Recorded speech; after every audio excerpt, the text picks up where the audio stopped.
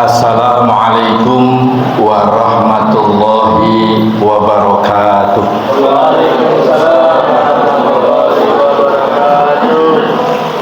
Innal hamdalillahi nahmaduhu wa nasta'inuhu wa nastaghfiruh wa na'udzu billahi min syururi anfusina wa min sayyiati a'malina. May yahdihillahu fala mudilla lahu wa may yudlil fala hadiya lahu. Asyhadu an la ilaha illallah wa asyhadu anna Muhammadan abduhu wa rasuluh.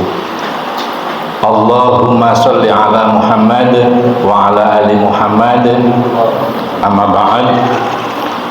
Qala Allah ta'ala fil Qur'anil Karim, a'udzu billahi minasy syaithanir rajim. Wal yakhshal ladzina law taraku min khalfihim dzurriyyatan dhi'afan khaufu 'alaihim falyattaqullaha wal yaqulu qawlan sadida. Al-ayat Quran surat keempat, surat An-Nisa, tepatnya pada ayat ke-9. Monggo sama-sama dibuka supaya kita ngaji bersama tentang ideologi Muhammadiyah. Kemudian pada ayat berikutnya, ini adalah ayat yang masyhur di kalangan Muhammadiyah, ayat motivasi ya untuk melaksanakan gerakan dakwah amar ma'ruf nahi mungkar. Mungkin kita sudah hafal semua, tapi kita coba. Wal takum minkum ummatu yad'una ilal khair wa ya'muruna bil ma'rufi wa yanhauna 'anil munkar wa ulaika humul muflihun. Di sini ada wa ulaika humul muflihun. Ini tersirat di dalam Quran surat ketiga, surat Ali Imran, tepatnya pada ayat 104. Baik, mengapa dan bagaimana pimpinan daerah Muhammadiyah meneruskan ideopolitor menjadi Baitul Arqam di masing-masing wilayah pimpinan cabang Muhammadiyah? Karena sekarang kita sadar bersama bahwa masuk berorganisasi Muhammadiyah ini beraneka ragam macamnya. Satu diantaranya bermuhammadiyah karena kerja di AUM, bisa jadi guru, bisa jadi dokter, dan seterusnya dan seterusnya.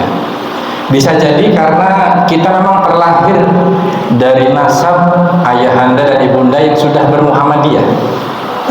Ada pula yang sekolah di Muhammadiyah, dan tidak banyak pula ternyata ada orang-orang masuk di Muhammadiyah yang punya kepentingan. Ya, punya kepentingan tidak usah diurai satu persatu. Tadi saya sudah dapat pembekalan dari penyelenggara. Katanya tak ada satupun materi yang bisa selesai. Padahal pada malam hari ini pokok bahasan tentang bermuhammadiyah ada di ideologi Muhammadiyah serta matang keyakinan dan cita-cita hidup di dalam bermuhammadiyah. Jadi niki saya bacakan dulu terjemah atau nanti dengan sedikit tafsir ya, dengan ayat yang di atas sebagai mukadimah saya sampaikan. Dan hendaklah takut kepada Allah orang-orang yang sekiranya mereka meninggalkan keturunan yang lemah. Ya. Jadi pimpinan daerah itu khawatir Muhammadiyah ke depan setelah para pemimpin di pimpinan daerah atau level wilayah dan pusat setelah tiada, bagaimana nasib anak bangsa ini di dalam rangka berislam lewat Muhammadiyah. Kita harus takut dengan adanya lemah di sini. Bisa lemah akidahnya, lemah ekonominya, lemah di dalam nilai-nilai perjuangannya atau jihadnya. Nah, ini kita harus khawatir ya. Jadi harus khawatir meninggalkan keturunan yang lemah di belakang mereka dan terhadap kesejahteraannya ya. Oleh sebab itu hendaklah mereka bertakwa kepada Allah dan hendaklah mereka berbicara dengan tutur kata yang benar. Nah, ini nanti tutur kata yang ada di dalam teori ideologi Muhammadiyah ini salah satu bentuk tutur kata yang indah, yang benar untuk menjaga supaya anak turun kita itu tidak menjadi kelompok atau generasi yang lemah, insya Allah. Kemudian kalau ayat yang berikutnya, Quran surat Ali Imran surat ketiga pada ayat 104, ini sudah masyhur ya di kalangan kita, tidak usah di ini. Allah hanya memberi hadiah, yang akan mulia besok itu adalah kaum yang menyeru kepada berbuat yang ma'ruf dan mencegah kepada yang munkar. Mudah-mudahan kita setelah memahami ideologi Muhammadiyah, kita menjadi orang-orang yang beruntung di mata Allah. Itu pokok bahasan pertama, kita akan berbicara tentang ideologi Muhammadiyah. Nah, para hadirin yang dirahmati Allah, sebelum masuk pada materi, mari kita selalu bersyukur, minimal dengan berucap alhamdulillah. Kita dipertemukan dalam sebuah majelis yang mulia di hadapan Allah. Karena apa? Ini adalah thalabul ilmi. Karena dengan ilmu hidup kita itu semakin tercerahkan. Tetapi hidup dengan tanpa ilmu, kita akan remeng-remeng seperti pelitanya padam, mata kita pun jadi buram. Ya. Baik, untuk selanjutnya setelah kita bersyukur kepada Allah, kita disyariatkan bersolawat. Semoga Allah mencurahkan sholawat dan salam kepada tauladan kita, imam kita, yaitu Nabiullah Muhammad SAW, kepada para keluarganya, para sahabatnya, dan insya Allah kepada kita semua yang hadir pada malam hari ini dalam rangka mencermati, memahami, dan meneruskan perjuangan-perjuangan risalah yang dibawa oleh beliau Nabiullah Muhammad SAW. Baik, masuk kepada perkenalan. Mungkin ada beberapa yang sudah mengenal. Saya diberi nama oleh orang tua saya dengan nama yang sangat sederhana, namun penuh dengan makna. Nama saya Muhammad Toha, yang belakangnya hanya titipan Allah. Ya, gelar itu titipan Allah. Rizki, gelar, ilmu itu hanya titipan Allah. Ya, itu tidak usah dibahas. Nah, baik. Ini akan dipresentasikan di sini, yaitu di Baitul Arqam Pimpinan Cabang Muhammadiyah Brebes. Ada pepatah, kalau tak kenal maka tak sayang. Minimal saya mengenalkan nama saya, kemudian domisili saya di Banjarharjo, tepatnya mengelola klinik Ibnu Sina PKU Muhammadiyah Banjarharjo. Monggo sahabat-sahabat semua yang tergabung di organisasi Muhammadiyah, barangkali ke Malahayu, kemana ada kepentingan yang mendesak atau sekedar untuk silaturahim, kula aturi singgah wonten klinik Ibnu Sina PKU Muhammadiyah Banjarharjo. Kami terbuka untuk saudara-saudara semua sebagai sahabat dalam satu perjuangan bermuhammadiyah. Nah, ini yang sudah mulai terasa langka ya, antar kader Muhammadiyah. Kadang-kadang si Anu meninggal dunia, si Anu sakit itu ya, kita tidak bersegera menjenguk, padahal ini adalah sebuah tuntunan. Nah, sekali lagi dalam mukadimah saya akan memberikan stressing sedikit saja. Kira-kira ibu-ibu nih biasanya nih, kalau beli mie, beli seblak, beli rujak, enaknya yang pedas apa yang non sabrang atau non lombok? Yang pedas gitu. Padahal ibu dikerjain sama pedas, Bu. Ya, kalau terlalu pedas pada level tertinggi yang korosif lambung, usus dan pencernaan yang lain.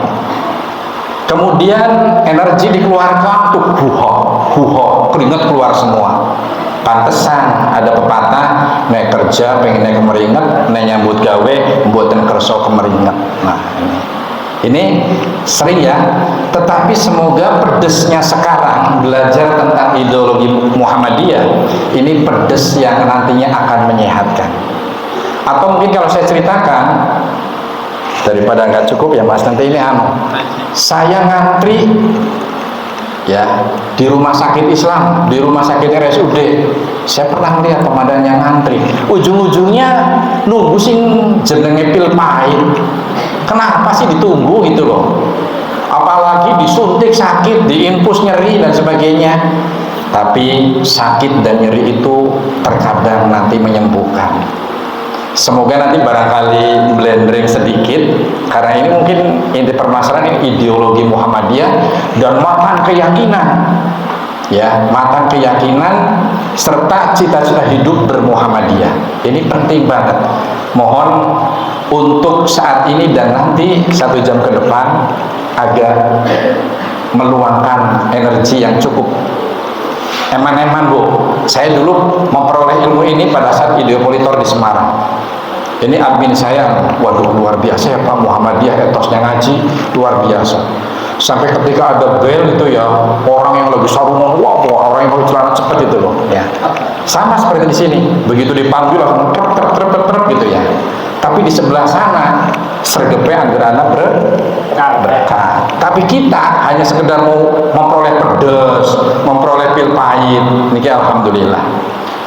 Nah itu sebagai stressing, mudah-mudahan menjadi semangat meluangkan waktu untuk mengisi diri kita itu dengan ilmu, ya. Baik, yang pertama latar belakang. Kenapa kita mesti harus paham dengan ideologi Muhammadiyah? Nah ini tadi, pertama lunturnya semangat solidaritas antara warga persyarikatan. Tadi contohnya teman kita sakit, teman kita ada yang meninggal, kita kurang begitu merespon. Masih ada kepentingan-kepentingan yang tidak penting. Nge-mall, belanja itu lebih penting ketimbang menjenguk atau membesuk saudara-saudara kita yang sedang kena susah. Muhammadiyah yang kedua hanya menjadi batu loncatan, apalagi kalau urusannya dengan profesi, ya pengen jadi guru, pengen jadi dokter, pengen jadi mantri, bidan dan sebagainya. Karena amal usahanya Muhammadiyah itu betul-betul sangat luar biasa. Bahkan ada literasi yang mengatakan organisasi terbesar dunia yang kekayaannya itu sungguh spektakuler, ya, mengalahkan kekayaannya 9 naga, ya. Ini Muhammadiyah, kita harus bangga bermuhammadiyah ini. Selanjutnya latar belakang berikutnya adanya yayasan milik individu atau beberapa tokoh Muhammadiyah di dalam tubuh persyarikatan. Ini masa lalu. Zaman sekarang kita ngurus izin itu harus linier, dari mulai sertifikat atas nama Muhammadiyah, izin Muhammadiyah, tidak boleh perseorangan-perseorangan. Kalau dulu ini masih bisa, ya. Baik, yang selanjutnya latar belakangnya kenapa kita harus paham ideologi Muhammadiyah. Bekerja di Muhammadiyah tetapi tidak mengikuti keputusan resmi persyarikatan, bahkan menilai keputusan organisasi lain lebih islami. Belum sinau bagaimana kita paham betul rojihnya Muhammadiyah dalam himpunan putusan tarjih, matang keyakinan hidup bermuhammadiyah, pedoman hidup islami warga Muhammadiyah. Berapa? Mau tanya jawab soal agama Muhammadiyah sudah luncat, Muhammadiyah kayak kurang islami gitu ya. Dalil ini buatan wonten, padahal ini nanti dibahas pada saat mudah-mudahan kalau saya diundang ke cabang Brebes nanti kita kupas ya. Ini yang penting kebagian dulu. Nah, baik. Nah, kalau kita pengen tahu apa sih ideologi, ini ada beberapa pendapat ya. Konsep ideologi pertama kali tahun 1796 ini oleh filsuf Perancis ya, namanya Destutt de Tres ya. Ini hanya cuma numpang lewat aja biar paham, karena waktunya nggak bakal cukup. Nah, kalau menurut konsep Kamus Besar Bahasa Indonesia, ideologi itu merupakan kumpulan konsep bersistem dan seterusnya dan seterusnya. Ini hanya latar belakang lah. Artinya ideologi lah istilahnya gitu ya. Biar cukup ya Mas. Nah ini kemudian ada 3 pengertian menurut Kamus Besar Bahasa Indonesia. Ada 3 artinya, definisinya. Nah, nanti boleh peserta itu sebaiknya minta kopi pastenya materi ini dipelajari di rumah, itu nanti akan lebih afdol ya, akan lebih menusuk tadi, menusuk ke dalam dada kita. Ya. Oh sakit beadranya di sini kok, ya sakitnya di sini gitu. Ya. Apalagi ini harusnya tuh masih lebih menghunjam ke dalam hati. Harus begitu kalau kita betul-betul merasa kader Muhammadiyah yang militan. Nah ini pendapat yang berbeda dari Dr. Ali Syariati ya, ini tentang ideologi nih ya, ini ilmu tentang keyakinan bla bla bla bla bla ya, bisa dibaca supaya sampai. Nah kita yang perlu malah justru karakteristik ideologi ini nopo sih sebenarnya. Ini yang pertama, mari sambil membaca, karena apa? Membaca dan mendengarkan itu akan lebih penajaman kepada pemahaman, itu akan lebih ketimbang hanya cuma melihat, sinau, tok gitu ya. Tapi dengan guru, makanya ada pendapat porok kiai zaman dulu, mencari ilmu itu memang perlu dengan guru. Meskipun sekarang gurunya Mbah Google ya, Kiai Haji Mbah Google gitu. Nah, tapi kita juga perlu guru yang seperti ini ya, face to face. Nah, karakteristik ideologinya satu, menawarkan cara pandang dalam memahami kondisi yang ada. Keadaan di Brebes dengan keadaan di Banjarharjo pasti ada sedikit berbeda dalam menentukan dakwah bermuhammadiyah.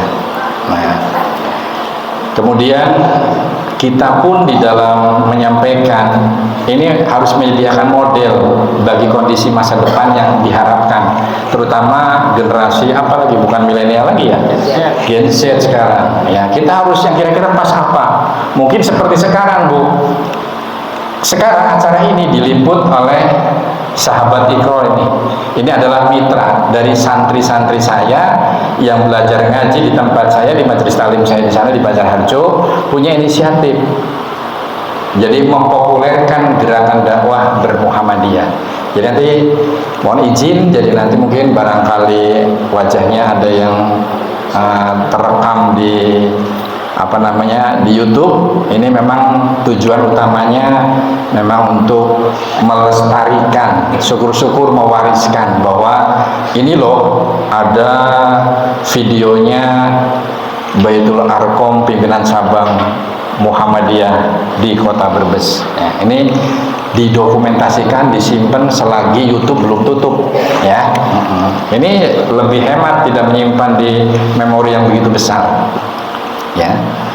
Yang selanjutnya, karakteristik berikutnya adalah memberikan tawaran tentang bagaimana kita merupakan sebuah lembaga, sebuah gerakan untuk melakukan perubahan. Bukan berubah dari yang baik ke yang buruk, tentu yang kurang bagus ditingkatkan menjadi yang lebih bagus lagi. Kalau kita sudah bagus, terus lagi mencapai ke titik yang lebih bagus itu lagi dan sesuai dengan panggilan zaman. Nah, masuk nih kepada ideologi Muhammadiyah. Sebenarnya ini merupakan prinsip pedoman bagaimana kita berjuang dakwah yang terumuskan di dalam bermuhammadiyah. Itu yang dimaksud dengan ideologi Muhammadiyah. Nah, ini ada beberapa poin Pak. Mas-mas yang muda-muda ini semangat ya. Poin pertama ini muqaddimah anggaran dasar Muhammadiyah. Harus paham bagaimana syarat mendirikan Muhammadiyah di tingkat ranting. Minimal ada berapa orang, amal usaha yang dimiliki apa? Ngaji, pengajian yang sangat murah dan konsisten atau istiqomah, itu minimal itu. Tidak mesti harus punya aset, tanah harus banyak, enggak, duit harus banyak dulu. Ada berapa orang, kemudian kita kumpul, merumuskan siapa ketua, sekretaris, bendahara, dan yang dibutuhkan sesuai dengan kebutuhan di ranting tersebut, maka laksanakan pengajian. Ya, ini anggaran dasar tuh di sana memuat tentang dasar-dasar bermuhammadiyah. Ya.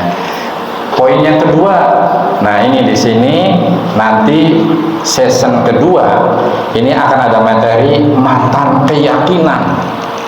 Isi dari keyakinan kita bermuhammadiyah serta cita-cita hidup bermuhammadiyah itu koyopo, ya seperti apa? Nah itu nanti butuh energi yang luar biasa ini ya pada malam hari ini. Tadi saya mulainya agak terlambat ya, nanti mungkin nambah harusnya. Minta tambah ya Bu, boleh ya Bu? Alhamdulillah ya. Pada poin yang ketiga, nah di sini lebih spesifik ya. Lebih spesifik bagaimana sih bermuhammadiyah? Tadi kita sholat aja, ada sami Allahu liman hamidah, ada yang plek di sini, ada yang di sini. Malah ada juga yang aksi-aksi masuk di Muhammadiyah tapi sok gagahan, bangunnya mengebakkan tinju. Nah, nanti ada ayat yang mengatakan sami'na wa ata'na. Itu harusnya kita tuh yakin, seyakin-yakinnya Muhammadiyah itu merumuskan hukum. Itu bukan dalil perorangan, tapi dalil jama'i lewat himpunan keputusan Tarjih Muhammadiyah. Jadi kita harus pede bermuhammad itu, jangan nanggung ya. Ini mohon maaf, atau memang pedes tadi ya janjinya Bu ya, pedes di sini mudah-mudahan hubah-hubah tapi bikin kita semangat ya. Baik, yang poin keempat yaitu kepribadian Muhammadiyah. Setelah kita paham ideologi Muhammadiyah, kita mestinya memiliki sebuah kepribadian yang ideal. Ideal ditinjau dari sisi kemuhammadiyahan. Berislam versi Muhammadiyah. Ya. Jangan bermuhammadiyah itu abu-abu, kayak remang-remang gitu ya, apalagi tidak percaya diri. Itu wah ketinggalan ya. Padahal di luar negeri sana ada dunia belahan yang lebih luas.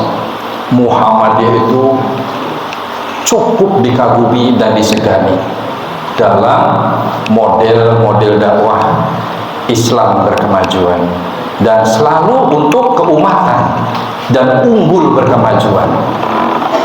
Itu modelnya begitu. Nggak ada Muhammadiyah nyuwun roti, nyuwun apem, sing penting nanti pada saat pelaksanaan pilog, pilbub, pilgub, pilpres itu ya, sing penting belum ya Bu, kayak kerupuk ketelesan gitu ya Pak gitu ya. Udah begitu Muhammadiyah ya, nanti dibahas ya. Nah ini ideologi gerakan Muhammadiyah. Gerakannya yang pertama, ideologi gerakan Muhammadiyah merupakan sistem faham atau teori perjuangan yang dilandasi, dijiwai dan dibingkai serta dimaksudkan untuk apa? Untuk mengamalkan Islam di dalam seluruh sendi kehidupan umat manusia. Mau dagang, wailul lil mutaffifin, celakalah kamu orang-orang yang curang. Apabila membeli pengennya ditambahi imbu, nek menjual dikurangi, ngurangi meteran. Petani nyempogi galangnya wong liya dan sebagainya. Ini berarti tidak masuk kepada ranah kehidupan. Jadi orang seukur ibadah ritual. Yang kedua, ini adalah manhaj dakwah untuk mengajak kepada siapa? Objek itu kepada manusia sebagai khalifatu fil ardi ya. Untuk apa? Untuk beriman kepada Allah serta beramal ma'ruf nahi mungkar. Tadi semangatnya itu dengan wal takum minkum ummatu yad'una ilal khairi wa ya'muruna bil ma'ruf wa yanhauna 'anil munkar, kata Allah, wa ulaika humul muflihun. Kalian menjadi umat yang beruntung di mataku, kata Allah. Apa buatan kepengin? Kepengin Ibu? Insya Allah ya, kita sama-sama nanti menjadi umat yang beruntung. Nah, ideologi Muhammadiyah selanjutnya yang ketiga adalah sistem dan teori perjuangan Islam untuk tajdid, napa niku, terbuka pada kritik. Misalnya para pimpinan di lini teratas sampai terbawah misalnya sekalipun gitu ya di Muhammadiyah, ketika ada salah-salah, ketika ada kekeliruan, maka siap menerima kritik dan masukan yang positif. Jangan baper kayak di sebelah sana ya, tabu misalnya santri menyalahkan kiai gitu ya. Kita tidak boleh di sini ya. Terbuka pada kritik dan memiliki agenda perubahan tentunya kepada arah dan perbaikan atau yang disebut dengan islah. Nah, yang keempat ini, ya, ideologi Muhammadiyah itu harus seperti apa? Ideologi gerakan Muhammadiyah ini memiliki kerangka pemikiran dalam muqaddimah AD atau anggaran dasar Muhammadiyah, ya. MKCH, matang keyakinan dan cita-cita hidup Muhammadiyah. Kemudian Hittah Muhammadiyah. Ada juga PHIWM, nopo niku? Pedoman hidup Islami warga Muhammadiyah. Bagaimana istri yang baik? Ketika suami datang terlambat malam kehujanan begini, assalamualaikum, langsung buka pintunya langsung bruk, ya. Kemudian ada kukusan, muamun tanpa basah. Tidak berpikir husnudon, suami saya kehujanan, mungkin niup dulu atau banyak bocor. Ini harus dikedepankan. Ini lagi-lagi ibu ya bu, nun sewu, ini contohnya ibu dulu. Bapak juga sama. Wong siapa sih wanita yang tidak pengen telinganya ada kuning-kuningnya, ya, tangannya ada yang melingkar kuning, tapi tidak semua yang kuning itu emas bu, ya, ada yang kuning itu bukan emas, jangan dikepengin ibu. Mung abab juga kan kuning, ya, kemudian yang keluar di pagi hari juga kuning, itu jangan cuma itu, ya, tetapi kuning yang diinginkan oleh seorang wanita adalah perjuangan keras, semangat memperoleh rezeki yang halalan thayyiban, ya, untuk sang istri dan keluarga. Makanya tanya sama Mas putrone pun pinter, oh putri saya 2, alhamdulillah. Piantune masih kados bujang tapi sudah 2, alhamdulillah, ya. Jadi kita harus semangat bermuhammadiyah, tapi jangan lupa urusan dapur, urusan rumah tangga, ya. Ini ada teorinya, gitu. Yang keempat ini ideologi gerakan Muhammadiyah ini memiliki kerangka pemikiran. Tadi ADART sudah saya sebutkan, ya. Kemudian satu yang belum saya sebutkan, masalah 5 dan pemikiran-pemikiran formal lainnya. Ini nanti jelaskannya pada mungkin ada materi yang lain nanti di. Nah, ideologi Muhammadiyah selanjutnya yang kelima ini merupakan teori dan strategi perjuangan untuk apa? Untuk mewujudkan masyarakat yang sebenar-benarnya, masyarakat yang ideal, ya. Kita hidup bermasyarakat umum, karo wong liya artinya umum dalam hal-hal kebaikan, bukan umumnya dengan hal yang tidak wajar dan tidak baik. Misalnya contoh begini, si fulani meriang panastis gara-gara melihat tetangganya beli mobil baru, meriang pak, langsung suaminya tuh diobok-obok, bapak sih bisanya mau cuma kerja PNS saja, nggak bisnis yang lain-lain dan sebagainya.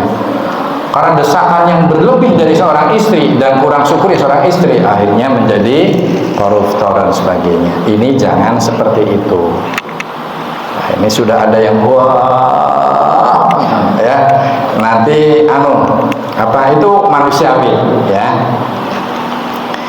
Yang keenam, ideologi Muhammadiyah ini merupakan tali pengikat gerakan yang diwujudkan dalam sistem organisasi, bu, ya, jamaah dan kepemimpinan untuk mewujudkan Islam yang rahmatan lil alamin.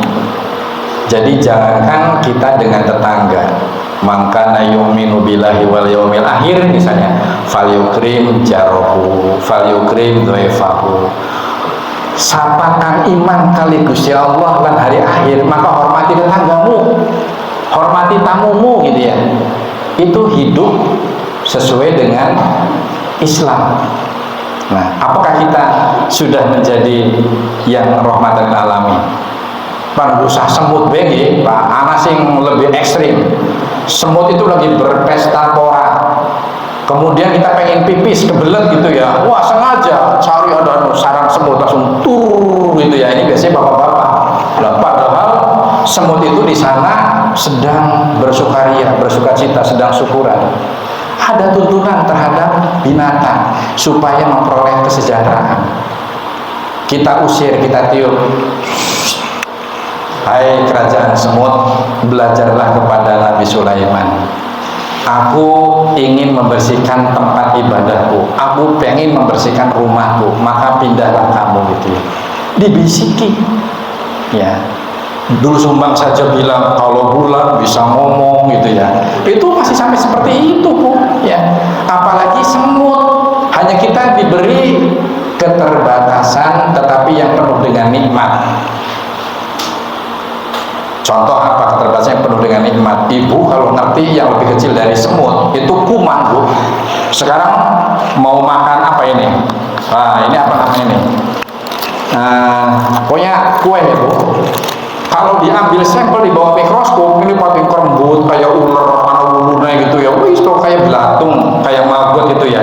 Nggak kober pengen makan Bu. Itu yang namanya keterbatasan tetapi membawa manfaat.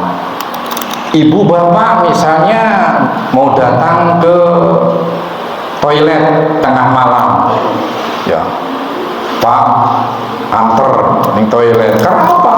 Gambarannya tuh jin itu matanya segede terbang, kupingnya segede ilir, ya, wis pokoknya anu lah. Nah itu kita diberi keterbatasan, tidak mampu melihat hal-hal yang gaib. Kata Allah, aku hanya memberi sedikit tentang yang gaib. Tapi orang-orang banyak yang mingkah Pak. Ada yang bisa ke kuburan melihat jin, setan, kunti, wis macam-macam. Ini di Muhammadiyah tidak berlaku. Nah ini apa ini? Nah berdasarkan Quran dan Sunnah tentunya ini ya. Jadi tidak bisa bermuhammadiyah itu serampangan, nabrak Quran, nabrak Sunnah, buatan angsal ya. Nah, ini Muhammadiyah dalam memahami Islam berdasarkan Al-Quran dan As-Sunnah. Kemudian bisa dilihat ya, nanti bisa minta ini supaya sampai Pak, nanti ini sampai ke keyakinannya juga banyak sekali ini. Nah ini tajdid ini kunopon ini ya. Muhammadiyah adalah gerakan pembaharuan atau tajdid. Pembaharuan apa? Zaman dulu itu mungkin hukum ini belum dibahas. Contoh tentang donor darah, tentang puasa nanti pada bulan suci Ramadan, tentang COVID-19, jaga jarak dan sebagainya. Kita masih polemik.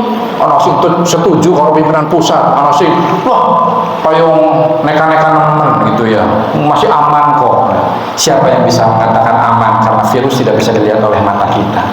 Maka Rasul berikan contoh hewan yang kena penyakit dengan yang masih sehat jadi pisah. Apalagi ada hadis satu kaum di daerah tersebut ada wabah, maka tidak boleh keluar dari daerahnya, dan sebaliknya daerah yang masih sehat jangan masuk ke daerah yang sedang berpenyakit. Ya, itu Islam itu luar biasa Bapak ya. Nah ini tadi gerakan tajdid ya, berupa gerakan purifikasi. Purifikasi ini nopo Bu? Ada yang paham ya? Nah, itu udah ada kurung buka kurung tutup ya. Pemurnian yang seperti apa dan dinamisasi. Jadi kalau ibarat mata air itu bagi para penanam pohon itu luar biasa, sodako oksigen. Penghijauan membuat mata itu nyaman, menahan air tanah supaya tidak longsor dan banjir. Tapi di sana ada oknum tadi yang dibahas ya, ditebangi tanpa melihat bahaya-bahaya berikutnya. Maka banyaknya kejadian kerusakan di darat dan di lautan itu akibat ini, tangan-tangan yang nakal.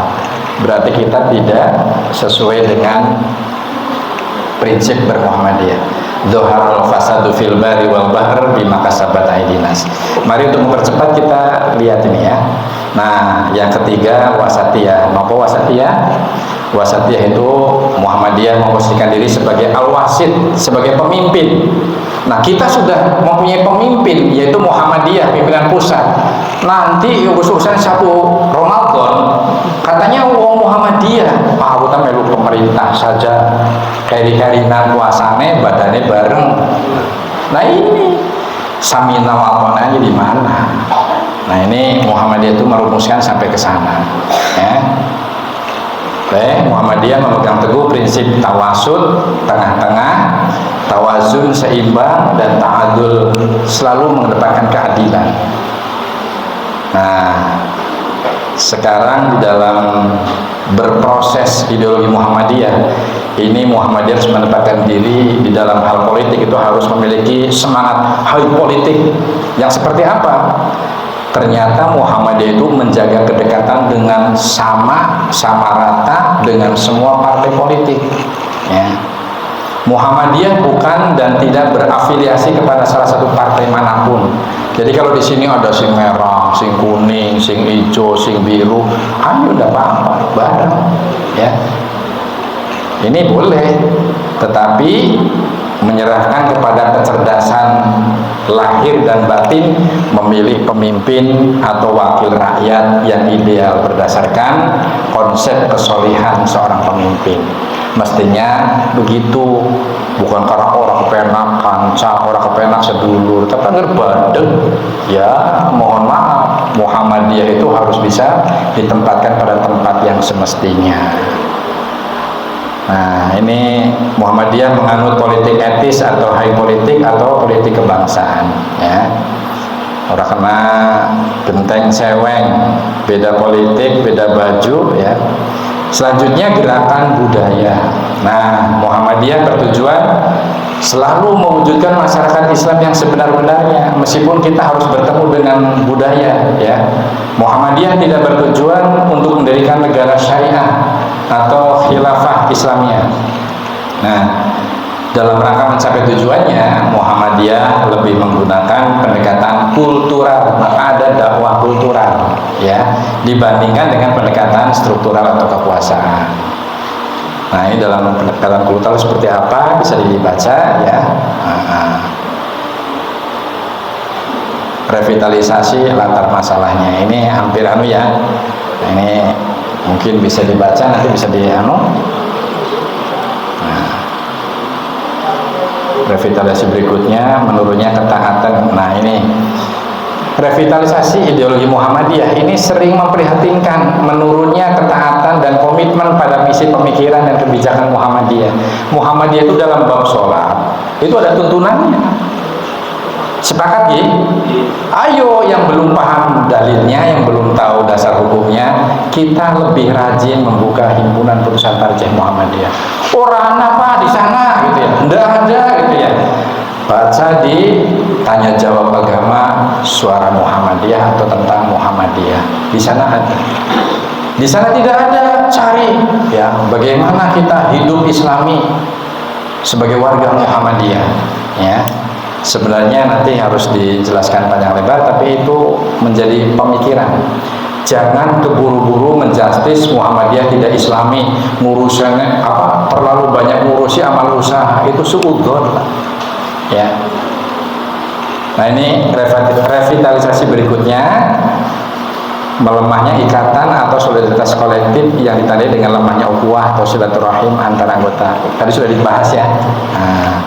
Nah, sedulur, sahabat sakit, ya, alasannya macam-macam, ya. Kemudian kecenderungan sebagian anggota Muhammadiyah lebih mengutamakan kiprahnya membesarkan usaha atau kegiatannya di luar Muhammadiyah. Ini banyak, ya, kerja di Muhammadiyah, tapi lebih asik di dunia luar, ya, di luar Muhammadiyah. Manuknya mabur ini jadi ini, ya. Nah, ini hanya ulasan pendapat atau moto kata-kata mutiara. Jangan pernah ada orang merasa sukses di luar yang sebenarnya dia dulu melewati organisasi, kemudian merasa besar sendiri, bahkan akhirnya menihilkan organisasi, baik didorong secara langsung atau mungkin tumbuh secara organik di luar. Ini pendapatnya Profesor Dr. Haidar Nasir, PP Muhammadiyah yang sekarang. Ini nasihat, Pak, ya. Nah, misalnya kemarin kita belajar sekolah, ya, di Muhammadiyah. Setelah pintar mendirikan usaha atau amal usaha sendiri, kemudian meninggalkan Muhammadiyah. Kata apa kata? Banyaknya begitu, ya. Tempat saya banyak kuliah di Muhammadiyah, tapi setelah pulang ke rumah ya, sekolah yes, Muhammadiyah no. Ini sering terjadi.